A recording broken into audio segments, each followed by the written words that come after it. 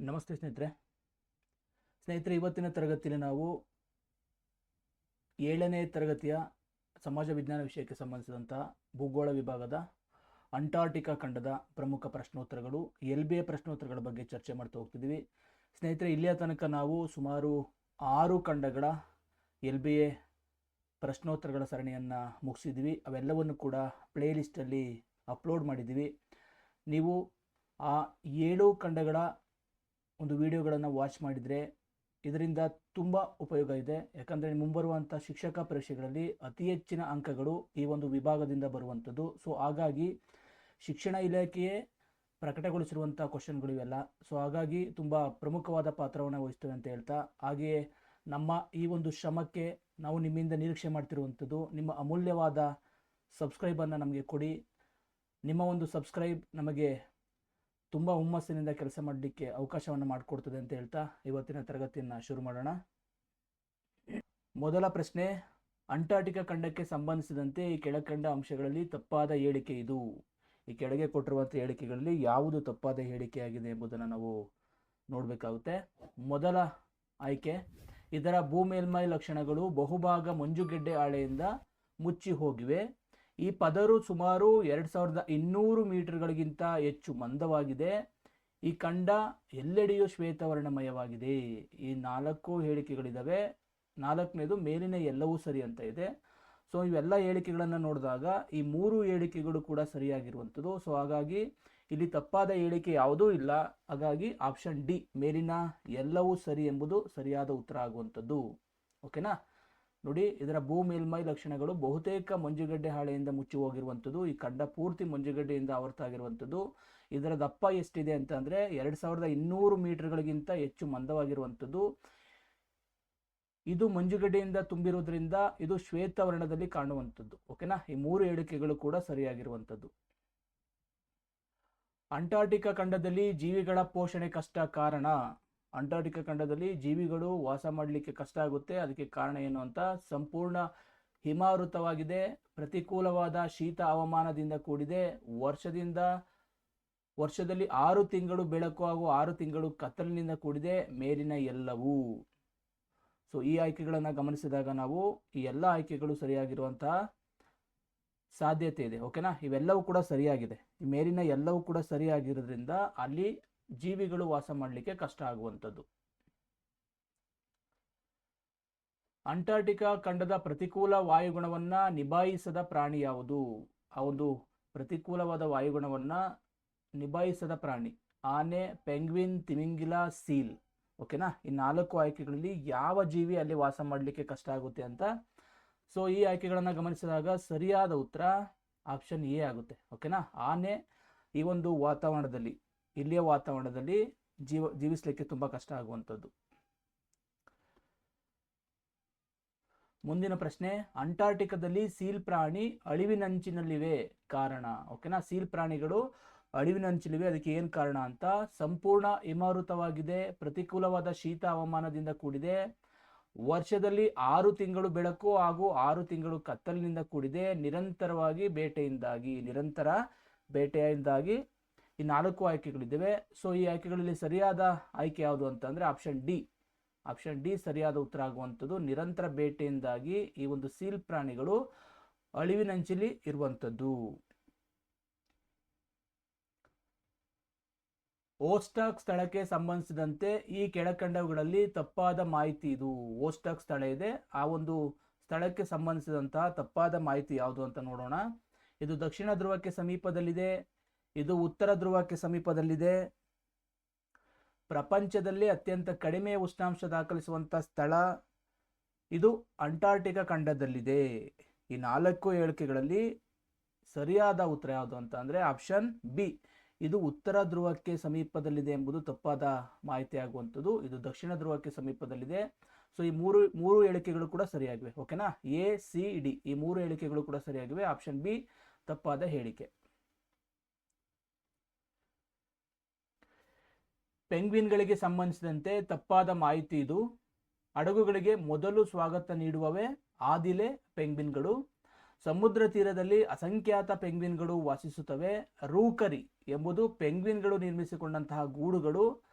ಪೆಂಗ್ವಿನ್ಗಳು ಅತ್ಯಂತ ಜೋರಾಗಿ ಹಾರಬಲ್ಲ ಪಕ್ಷಿಗಳು. ನೋಡಿ 4 ಹೇಳಿಕೆಗಳಿವೆ. ಆ 4 ಹೇಳಿಕೆಗಳಲ್ಲಿ ತಪ್ಪಾದ ಹೇಳಿಕೆ ಯಾವುದು ಅಂತ ನಾವು ಕಂಡುಹಿಡಬೇಕಾಗ್ತದೆ. ಸೊ ಈ ಪ್ರಶ್ನೆಗೆ ಸರಿಯಾದ ಉತ್ತರ ಆಪ್ಷನ್ ಡಿ. ನೋಡಿ, ಇದು ಪೆಂಗ್ವಿನ್ಗಳು ಅತ್ಯಂತ ಜೋರಾಗಿ ಹಾರಬಲ್ಲ ಪಕ್ಷಿಗಳು, ಇದು ತಪ್ಪಾದ ಹೇಳಿಕೆ. ಓಕೆನಾ, ಪೆಂಗ್ವಿನ್ಗಳು ಹಾರಲಾರದ ಪಕ್ಷಿಗಳು. ಓಕೆನಾ, ಸೊ ಹಾಗಾಗಿ ಆಪ್ಷನ್ ಡಿ ಸರಿಯಾದ ಉತ್ತರ ಆಗ್ತದೆ.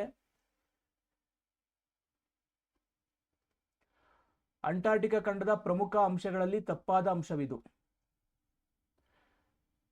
ಚಾರ್ಲ್ಸ್ ವಿಲ್ ಈ ಖಂಡವನ್ನ ಸಂಶೋಧನೆ ಮಾಡ್ತಾನೆ. ಜೇಮ್ಸ್ ಕ್ಲಾರ್ಕ್ ರಾಸ್ ಸಮುದ್ರ ಪತ್ತೆ ಹಚ್ಚಿದ. ರಾಬರ್ಟ್ ಫಾಲ್ಕನ್ ಸ್ಕಾಟ್ರಾಸ್ ಸಮುದ್ರವನ್ನ ದಾಟುವುದರಲ್ಲಿ ಯಶಸ್ವಿಯಾದ.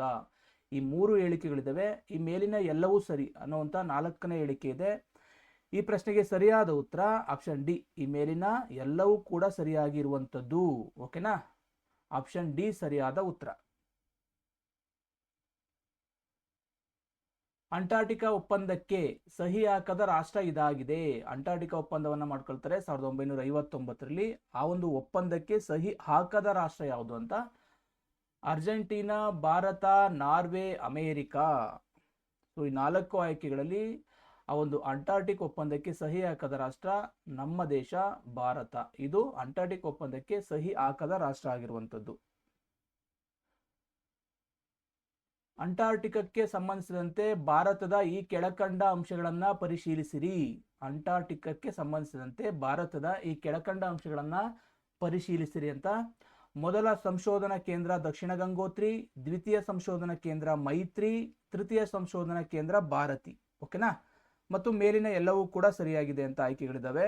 ಈ ಆಯ್ಕೆಗಳನ್ನ ನೋಡಿದಾಗ ಈ ಪ್ರಶ್ನೆಗೆ ಮೇಲಿನ ಎಲ್ಲವೂ ಕೂಡ ಸರಿಯಾಗಿರುವಂಥದ್ದು. ಓಕೆನಾ, ಮೊದಲ ಸಂಶೋಧನಾ ಕೇಂದ್ರದ ಹೆಸರು ದಕ್ಷಿಣ ಗಂಗೋತ್ರಿ ಅಂತ, ದ್ವಿತೀಯ ಸಂಶೋಧನಾ ಕೇಂದ್ರ ಮೈತ್ರಿ ಅಂತ, ತೃತೀಯ ಸಂಶೋಧನಾ ಕೇಂದ್ರ ಭಾರತಿ ಅಂತ. ಈ 3 ಕೂಡ ಭಾರತದ ಸಂಶೋಧನಾ ಕೇಂದ್ರಗಳು, ಅಂಟಾರ್ಟಿಕಾ ಖಂಡದಲ್ಲಿರುವಂತಹ ಭಾರತದ ಸಂಶೋಧನಾ ಕೇಂದ್ರಗಳು. ಅಂಟಾರ್ಟಿಕಾ ಒಪ್ಪಂದವು ಈ ಕೆಳಕಂಡ ಯಾವ ಉದ್ದೇಶವನ್ನ ಹೊಂದಿದೆ? ವೈಜ್ಞಾನಿಕ ಸಂಶೋಧನೆಗೆ ಮಾತ್ರ ಮೀಸಲಾಗಿರುವಂಥದ್ದು, ಯಾವುದೇ ಹೊರಜೀವಿ ಪ್ರಭೇದ ತರುವಂತಿಲ್ಲ, ಪರಮಾಣು ಶಸ್ತ್ರಾಸ್ತ್ರಗಳನ್ನ ಪರೀಕ್ಷಿಸುವಂತಿಲ್ಲ. ಮೇಲಿನ ಎಲ್ಲವೂ ಸರಿ. ಈ 4 ಆಯ್ಕೆಗಳನ್ನ ಗಮನಿಸಿದಾಗ ಈ ಪ್ರಶ್ನೆಗೆ ಸರಿಯಾದ ಉತ್ತರ ಆಪ್ಷನ್ ಡಿ. ಈ ಮೇಲಿನ 3 ಹೇಳಿಕೆಗಳು ಅಥವಾ ಮಾಹಿತಿಗಳು ಕೂಡ ಸರಿಯಾಗಿರುವಂಥದ್ದು. ಅಂದ್ರೆ ಇದು ಕೇವಲ ವೈಜ್ಞಾನಿಕ ಸಂಶೋಧನೆಗೆ ಮಾತ್ರ ಸೀಮಿತವಾಗಿರುವಂತಹ ಖಂಡ, ಜೊತೆಗೆ ಯಾವುದೇ ಹೊರಜೀವಿಗಳನ್ನ ಈ ಒಂದು ಖಂಡಕ್ಕೆ ತರುವಂತಿಲ್ಲ, ಪರಮಾಣು ಶಸ್ತ್ರಾಸ್ತ್ರಗಳನ್ನ ಇಲ್ಲಿ ಪರೀಕ್ಷೆ ಮಾಡುವಂತಿಲ್ಲ. ಇದು ಅಂಟಾರ್ಟಿಕ್ ಒಪ್ಪಂದದ ಕೆಲವು ಪ್ರಮುಖವಾದ ನೀತಿ ನಿಯಮಗಳು. ಈ ಕೆಳಗಿನ ಹೇಳಿಕೆಗಳನ್ನ ಪರಿಶೀಲಿಸಿರಿ. ಈ ಕೆಳಕಂಡ ಹೇಳಿಕೆಗಳನ್ನ ಪರಿಶೀಲಿಸಿರಿ. ಅಂಟಾರ್ಟಿಕ್ ಖಂಡವನ್ನ ಸುತ್ತಲೂ ಜಲರಾಶಿಗಳು ಆವರಿಸಿವೆ. ಇದು ಪ್ರತ್ಯೇಕ ಜಲರಾಶಿಯಲ್ಲ, ಹಿಂದೂ ಹಾಗೂ ಪೆಸಿಫಿಕ್ ಮಹಾಸಾಗರಗಳು ಒಂದುಗೂಡಿರುವಂತಹ ಭಾಗ. ಈ 2 ಹೇಳಿಕೆಗಳಲ್ಲಿ ಯಾವುದು ಸರಿ ಯಾವುದು ತಪ್ಪು ಅಂತ ನೋಡ್ಬೇಕಾಗ್ತದೆ. ಆಪ್ಷನ್ ಎ 1 ಮತ್ತು 2 ಇವೆರಡೂ ಕೂಡ ಸರಿಯಾಗಿವೆ. 1 ಮತ್ತು 2 ತಪ್ಪಾಗಿವೆ. 1 ಮಾತ್ರ ಸರಿಯಾಗಿದೆ, 2 ಮಾತ್ರ ಸರಿಯಾಗಿದೆ.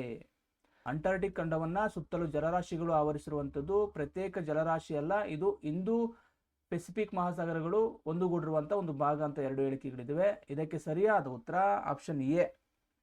ಆಪ್ಷನ್ ಎ ಸರಿಯಾದ ಉತ್ತರ. ಅಂದ್ರೆ 2 ಹೇಳಿಕೆಗಳು ಕೂಡ ಸರಿಯಾಗಿವೆ ಅಂತ. ಅಂಟಾರ್ಟಿಕ್ ಖಂಡವನ್ನ ಈ ಕೆಳಗಿನ ಯಾವ ಹೆಸರಿನಿಂದ ಕರೆಯುವರು? ಅಂಟಾರ್ಟಿಕ್ ಖಂಡವನ್ನ ಈ ಕೆಳಗಿನ ಯಾವ ಹೆಸರುಗಳಿಂದ ಕರೀತಾರೆ ಅಂತ. ಶ್ವೇತಖಂಡ, ಹಿಮದ ಮರುಭೂಮಿ, ಶೀತಲ ಖಂಡ, ಮೇಲಿನ ಎಲ್ಲವೂ. ಅಂಟಾರ್ಟಿಕ್ ಖಂಡವನ್ನ ಈ ಕೆಳಗಿನ ಯಾವ ಯಾವ ಹೆಸರುಗಳಿಂದ ಕರೀತಾರೆ ಅಂತ. ಸೊ ಈ ಪ್ರಶ್ನೆಗೆ ಮೇಲಿನ ಎಲ್ಲವೂ ಅನ್ನೋದು ಸರಿಯಾದ ಉತ್ತರ ಆಗ್ತದೆ. ನೋಡಿ, ಅಂಟಾರ್ಟಿಕ್ ಖಂಡವನ್ನ ಶ್ವೇತಖಂಡ ಅಂತ ಕರಿತೀವಿ, ಹಿಮದ ಮರುಭೂಮಿ ಅಂತ ಕೂಡ ಕರಿತೀವಿ, ಶೀತಲ ಖಂಡ ಅಂತಲೂ ಕೂಡ ಕರೆಯುವಂಥದ್ದು. ಸ್ನೇಹಿತರೆ, ಇವೆಲ್ಲವೂ ಕೂಡ ನಿಮಗೆ ಮುಂಬರುವಂತಹ ಪರೀಕ್ಷೆಗಳಿಗೆ ಅತ್ಯಂತ ಉಪಯುಕ್ತ ಪ್ರಶ್ನೆಗಳಾಗುವಂಥದ್ದು. ದಯವಿಟ್ಟು ವಿಡಿಯೋನ ಕೊನೆ ತನಕ ನೋಡಿ. ಹಾಗೆ ನಿಮ್ಮ ಸ್ನೇಹಿತರಿಗೆ ಕೂಡ ಈ ಒಂದು ವಿಡಿಯೋನ ಶೇರ್ ಮಾಡಿ. ಎಲ್ಲವನ್ನು ಕೂಡ ಪ್ಲೇ ಲಿಸ್ಟ್ ಮಾಡಿದ್ದೀವಿ. ಪ್ಲೇ ಲಿಸ್ಟಲ್ಲಿ ನೀವು 1 by 1 ಎಲ್ಲ 7 ಖಂಡಗಳ ಮಾಹಿತಿಯನ್ನು ಕೂಡ ಪಡ್ಕೋಬಹುದು. ಪೂರ್ವ ಅಂಟಾರ್ಟಿಕಾವನ್ನ ಗ್ರೇಟರ್ ಅಂಟಾರ್ಟಿಕಾ ಎನ್ನಲು ಕಾರಣ, ಅಟ್ಲಾಂಟಿಕ್ ಮತ್ತು ಹಿಂದೂ ಮಹಾಸಾಗರಗಳ ಕಡೆಗೆ ಮುಖವಾಗಿದೆ. ಈ ಸಾಗರಗಳು ಖಂಡದ ಅರ್ಧಕ್ಕೂ ಹೆಚ್ಚಿನ ಭಾಗವನ್ನು ಆವರಿಸಿದೆ. ಜನವಸತಿ ಕಡಿಮೆ ಇರುವ ಕಾರಣ ಎ ಮತ್ತು ಬಿ ಎರಡೂ ಕೂಡ ಸರಿಯಾಗಿರುವಂಥದ್ದು. ಸೊ ಈ ಆಯ್ಕೆಗೆ ಸರಿಯಾದ ಉತ್ತರ ಆಪ್ಷನ್ ಡಿ, ಎ ಮತ್ತು ಬಿ ಎರಡೂ ಕೂಡ ಸರಿಯಾಗಿರುವಂಥದ್ದು. ಓಕೆನಾ, ಎ ಮತ್ತು ಬಿ ಎರಡೂ ಕೂಡ ಸರಿಯಾಗಿರುವಂಥದ್ದು. ಅಂಟಾರ್ಟಿಕಾ ಖಂಡದಲ್ಲಿ ಜೀವಿಗಳ ಪೋಷಣೆ ಕಷ್ಟ ಯಾಕೆ? ಖಂಡವು ಹಿಮಾವೃತವಾಗಿದ್ದು ಶೀತ ಹವಾಮಾನವಿದೆ. ವರ್ಷದಲ್ಲಿ 6 ತಿಂಗಳು ಕತ್ತಲು ಮತ್ತು 6 ತಿಂಗಳು ಬೆಳಕಿದೆ. ನೋಡಿ, ಇವೆರಡೂ ಹೇಳಿಕೆಗಳನ್ನು ಗಮನಿಸಿದಾಗ 1 ಮಾತ್ರ ಸರಿ, 1 ಮತ್ತು 2 ತಪ್ಪಾಗಿವೆ, 1 ಮತ್ತು 2 ಸರಿ, 2 ಮಾತ್ರ ಸರಿ. ಸೊ ಈ ಆಯ್ಕೆಗಳನ್ನು ನೋಡಿದಾಗ ಈ 2 ಹೇಳಿಕೆಗಳು ಕೂಡ ಸರಿಯಾಗಿರುವಂಥದ್ದು. ಈ 2 ಹೇಳಿಕೆಗಳು ಸರಿಯಾಗಿರೋದ್ರಿಂದ ಅಲ್ಲಿ ಜೀವಿಗಳ ಪೋಷಣೆ ತುಂಬಾ ಕಷ್ಟ ಆಗಿರುವಂಥದ್ದು. ಪ್ರಪಂಚದ ಎಷ್ಟು ಶೇಕಡ ಭಾಗದ ಸಿಹಿ ನೀರು ಈ ಖಂಡದಲ್ಲಿ ಮಂಜುಗಡ್ಡೆಯ ರೂಪದಲ್ಲಿದೆ? ಅಂದ್ರೆ ಅಂಟಾರ್ಟಿಕಾ ಖಂಡದಲ್ಲಿ ಎಷ್ಟು ಶೇಕಡ ಪ್ರಮಾಣದ ಸಿಹಿ ನೀರು ಇರುವಂಥದ್ದು? ಶೇಕಡ 50%, 70%, 90%, 100%. ಸೊ ಈ ಪ್ರಶ್ನೆಗೆ ಸರಿಯಾದ ಉತ್ತರ ಆಪ್ಷನ್ ಸಿ, 90% ಅಷ್ಟು ಸಿಹಿ ನೀರು ಇಲ್ಲಿ ಮಂಜುಗಡ್ಡೆಯ ರೂಪದಲ್ಲಿ ಇರುವಂಥದ್ದು. ಪ್ರಪಂಚದ 90% ಸಿಹಿ ನೀರಿನ ಮಂಜುಗಡ್ಡೆಯ ರೂಪದಲ್ಲಿ ಇಲ್ಲಿ ಶೇಖರಣೆ ಆಗಿರುವಂಥದ್ದು.